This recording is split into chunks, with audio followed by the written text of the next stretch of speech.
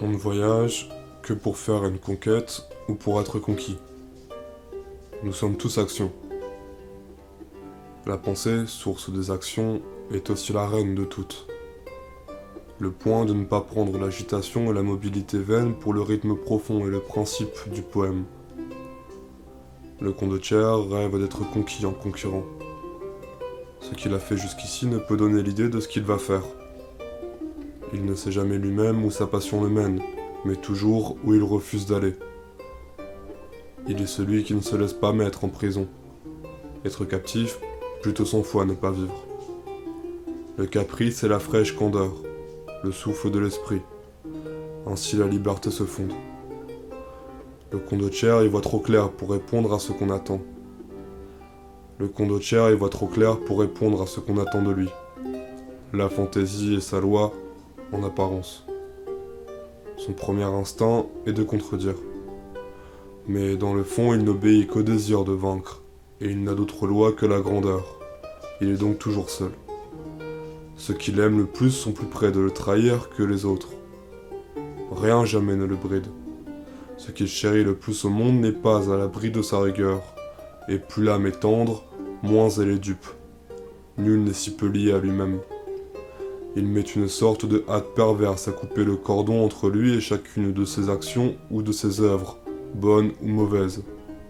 Il sait trop que rien ne compte que l'œuvre, et que rien n'est réel pour l'artiste sinon de l'accomplir. L'œuvre seule reste. De là que tout disparaît.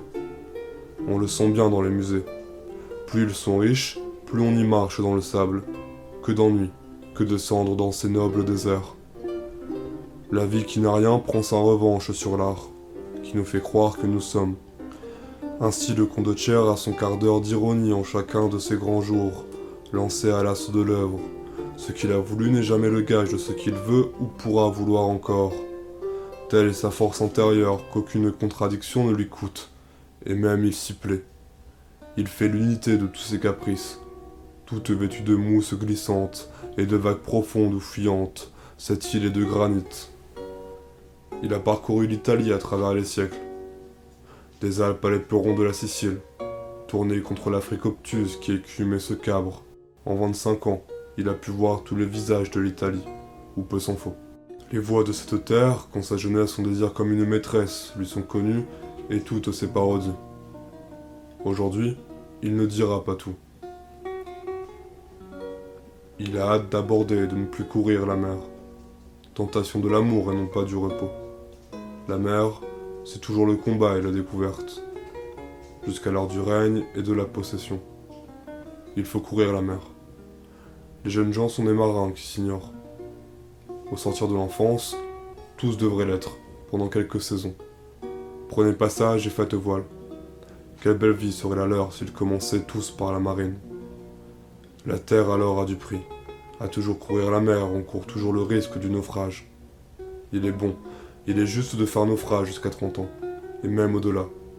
Le naufrage est le talon de la jeunesse. On fait une colonie du roc où l'on échoue et une principauté de son île déserte. La force de Napoléon, je l'admire, à l'île d'Elbe. Quand il perd l'empire de l'Europe, il se console en faisant de son îlot un vrai royaume. Il n'est pas mort à Sainte-Hélène, d'un concert au pylore, mais de n'avoir pas su se tailler un empire sur ce misérable rocher.